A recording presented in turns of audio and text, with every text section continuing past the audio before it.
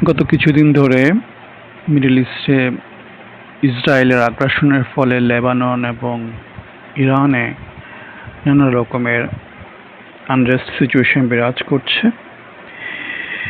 Iran সরাসরি এতদিন যেটা করতো হামাস, হেজবুল্লাহ বা হুতিদেরকে দিয়ে আক্রমণ করাতো, গত কিছুদিন আগে ইরান সরাসরি তার নিজের ভূমি থেকে ইসরায়েলের উপর 300 নানা রকমের ব্যালিস্টিক মিসাইল, রকেট এবং ড্রোন দিয়ে আক্রমণ চালায়।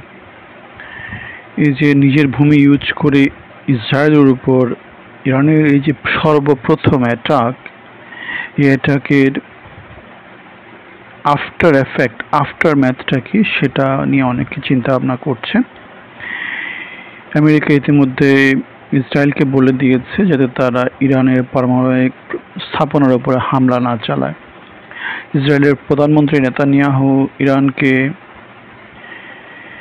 যে আক্রমণ করেছে তার প্রতি আক্রমণের জন্য প্রস্তুত থাকতে হুঁশিয়ারি দিয়েছে।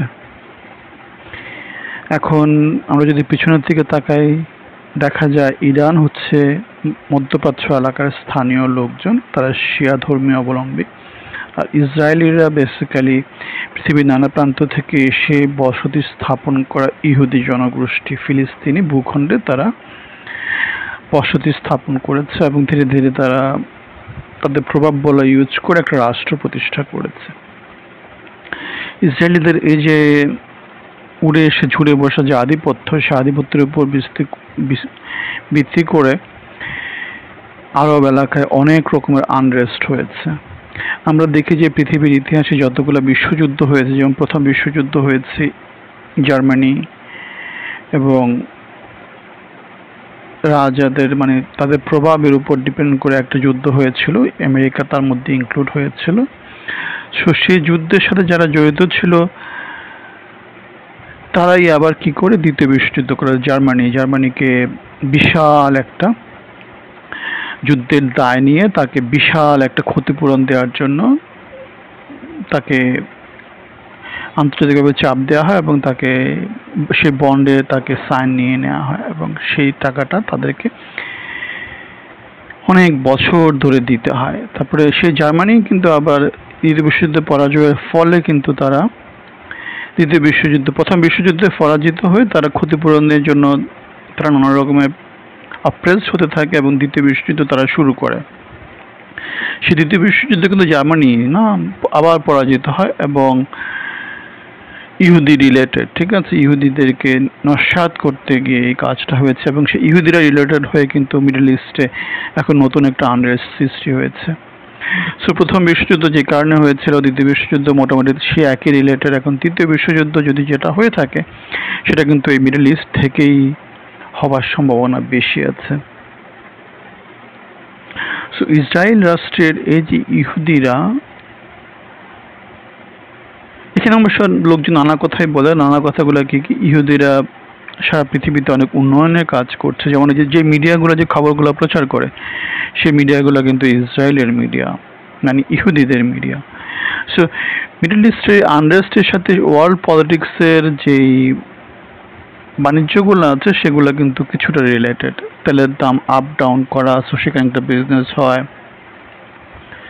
তারপরে নিউজ মিডিয়াগুলোতে প্রচুর সাবস্ক্রিপশন হয়, প্রচুর ভিউ টাইম বাড়ে, সো সেখানে একটা বিজনেস হয়। সাথে আবার কিছু কিছু এলাকা আনরেস্ট হয়। সো যারা ইনফ্লুয়েন্সিয়াল তারা তাদের সময় অনুসারে ডিপেন্ড করে তারা কি করে ওই আনরেস্টগুলোকে উস্কায়া দেয়। যেমন ইসরায়েলে যদি কোনো একটা সরকারের কি হয়, ক্ষমতায় যাওয়ার একটু সমস্যা দেখা যায়, তখন তারা ওই আনরেস্টটাকে তুলে দেয় এবং লোকের মধ্যে একটা ভীতি তৈরি করে দেয়, একটা প্রোপাগান্ডা ছড়িয়ে দেয় এবং কিছুদিন ধরে ওই সমস্যাটা জিয়ে রাখে। আমেরিকাতে মনে করেন যারা ইহুদি গুরুত্ব আছে বা মুসলমানরা আছে, সো ভোট তো এরকম কিছু একটা আসলে আবার সেই জিনিসটাকে তুলে দেওয়া হয় এবং কেউ আনফেয়ার অ্যাডভান্টেজ নিতে চেষ্টা করে। একই রকম করে এটা পুরো ওয়ার্ল্ড যে পলিটিক্স, জিও পলিটিক্স, সেই জিও পলিটিক্সে এই কাজগুলো হয়ে থাকে। এখন হেজবুল্লাহ, হামাস এবং হুতি এদেরকে দমন করার জন্য ইসরায়েল, যেহেতু অনেকদিন ধরে ওখানে আনরেস্ট আছে, ইসরায়েল ওখানে প্রচণ্ড রকমের শক্তিশালী এবং ইসরায়েলিরা তাদের স্বাধীনতা, সার্বভৌমত্ব বা নিরাপত্তার উপরে কোনো রকমের আপোষ করে না। মিউনিক অলিম্পিকের উপর ভিত্তি করে একটা ছবি ছিল, যে ছবিতে দেখা যায় যে ইসরায়েলের কিছু অ্যাথলেটকে মিডল ইস্টের কিছু সন্ত্রাসী সংগঠন মেরে ফেলে এবং এর পরবর্তীতে যেটা দেখা যায় সেটা হচ্ছে ইসরায়েল সরকার একটা গোয়েন্দা ইউনিট তৈরি করে মোসাদের সহযোগিতায়, এবং তারা প্রত্যেকটা ব্যক্তি যারা এই খুনের সাথে জড়িত ছিল তাদের প্রত্যেককে নির্মমভাবে খুন করে অনেক বছর ধরে, ঠিক আছে, প্রতিশোধ নেয়। সো ইসরায়েলের ক্ষেত্রে জিনিসটা হচ্ছে, ইসরায়েলের সাথে কেউ যদি লাগতে আসে, ইসরায়েল একটা সবাইকে ধারণা দিতে চায় যে ইসরায়েলের সাথে লড়াই করে কেউ কোনোদিন টিকতে পারে না, সো তোমরা সংযত হও। আরব ইসরায়েল অনেকবার যুদ্ধ হয়েছে এবং প্রত্যেকটা যুদ্ধে ইসরায়েলের সাথে কেউ দাঁড়াতে পারেনি।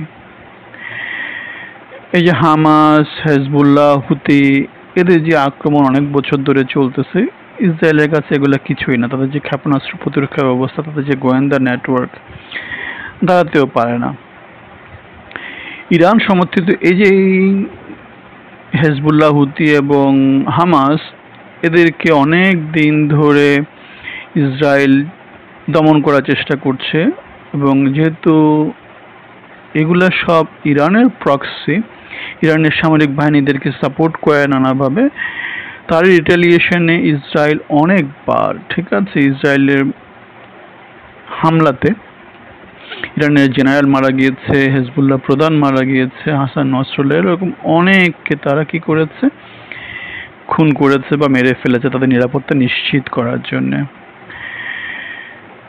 ইরানের শক্তিমত্তা অনেক, ইরান অনেকদিন ধরে পারমাণবিক ক্যাপাবিলিটি অর্জন করার চেষ্টা করছে, রাশিয়া তাদেরকে হেল্প করছে, আমেরিকা তাদেরকে নানা রকম নিষেধাজ্ঞা দিচ্ছে এবং নানা রকম নিষেধাজ্ঞার মধ্য দিয়েও ইরান তাদের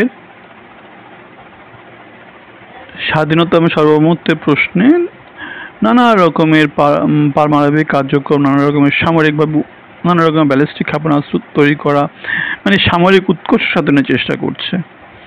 ইসরায়েল তো কোনো কিছু প্রকাশ্যে আনে না, ইসরায়েল হচ্ছে পারমাণবিক শক্তিধর, সেটা যদিও সরাসরি সবার কাছে জানা, কিন্তু একদম ওপেনলি স্বীকার করা না।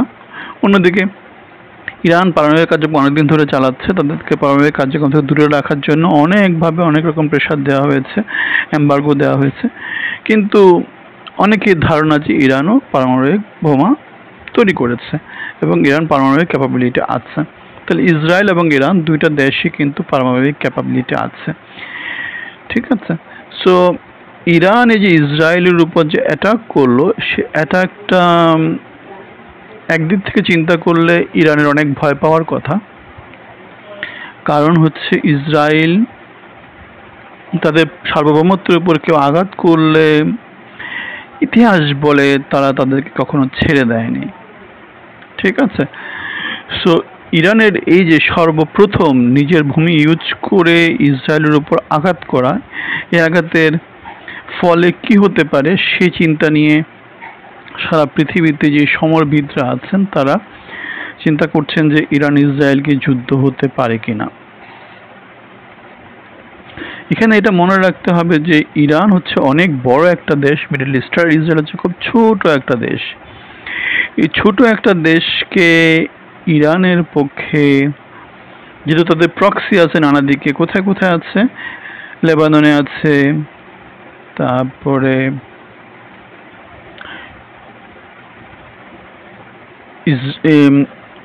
সিরিয়াতে আছে, আর ইরানে তো নিজস্ব আছে। সো এই যে এই গ্রুপটা যেটা আছে, 3 দিক 4 দিক থেকে যদি ইরান এবং ইরানের প্রক্সি দিয়ে ইসরায়েলের উপর অ্যাটাক করা হয়, কিছুদিন আগে আমরা দেখেছি যে অ্যাটাকটা হলো, সেখানে কিন্তু ইসরায়েলের ভিতরে প্রচুর ধ্বংসযোগ্য হতে। এখন যখনই ইসরায়েল রাষ্ট্রের অস্তিত্ব নিয়ে প্রশ্ন আসবে তখন কি করবে ইসরায়েল? পারমাণবিক আক্রমণ করতে পারে। আবার একই রকম করে যখন ইরান রাষ্ট্রের অস্তিত্ব নিয়ে প্রশ্ন আসবে তখন কি করবে? ইরান পারমাণবিক বোমা ইউজ করতে পারে। সো এই যে মধ্যপ্রাচ্যে আনরেস্ট গত 1 বছর ধরে চলতেছে, এটার এই যে লং রানে এখন পৃথিবী কি দেখবে সেটা হচ্ছে সবার অনেক বড় একটা আতঙ্কের বিষয়। এই কনফ্লিক্টটাকে পুঁজি করে যদি পারমাণবিক লড়াই শুরু হয়ে যায় তাহলে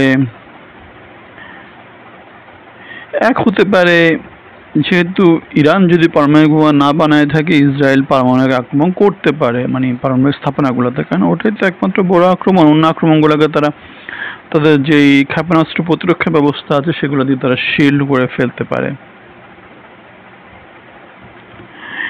তাদের দেশটা ছোট, সো ক্ষেপণাস্ত্র প্রতিরক্ষা ব্যবস্থা দিয়ে তাদের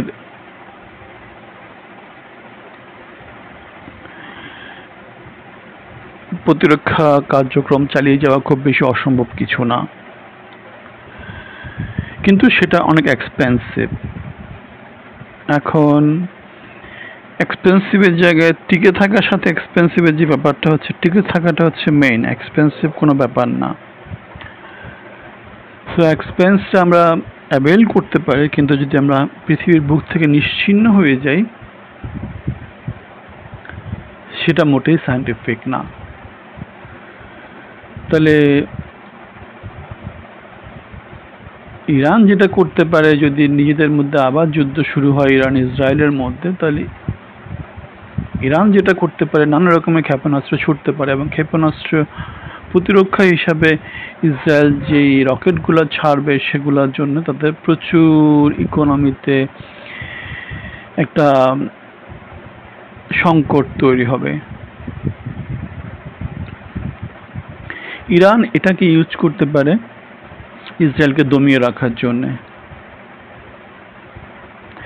এখন সর্বশেষ যে মুভটা সেটা হচ্ছে গিয়ে, যেহেতু ইরান থেকে ইসরায়েলে সরাসরি অ্যাটাক হয়েছে, এখন ইসরায়েল কি করে সেটাই দেখার বিষয়। ইসরায়েল অলরেডি তাদের হুমকি দিয়ে রেখেছে, আগামী কিছুদিন ব্যাপার স্যাপার কীভাবে আনফোল্ড হয় তার উপর ডিপেন্ড করছে।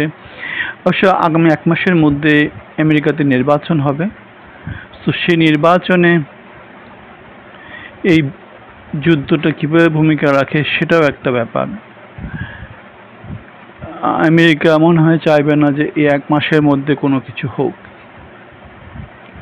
ওখানে স্থিতি অবস্থা যদি বিরাজ করে, আমেরিকা থেকে হয়তো এরকম একটা প্রেশার থাকতে পারে, কেন ওখানে শান্তি প্রতিষ্ঠার জন্য আমেরিকার যেই নতুন যে নির্বাচনে যারা দাঁড়াচ্ছে তারা এবং যিনি অলরেডি আছেন তাদের পক্ষ থেকে একটা নেগোসিয়েশন ওখানে চালানো হচ্ছে। এখন শান্তির পথ কবে কখন কিভাবে প্রতিষ্ঠিত হয় সেটা দেখার জন্য আমাদেরকে অপেক্ষা করতে হবে। ভালো থাকবেন, ধন্যবাদ।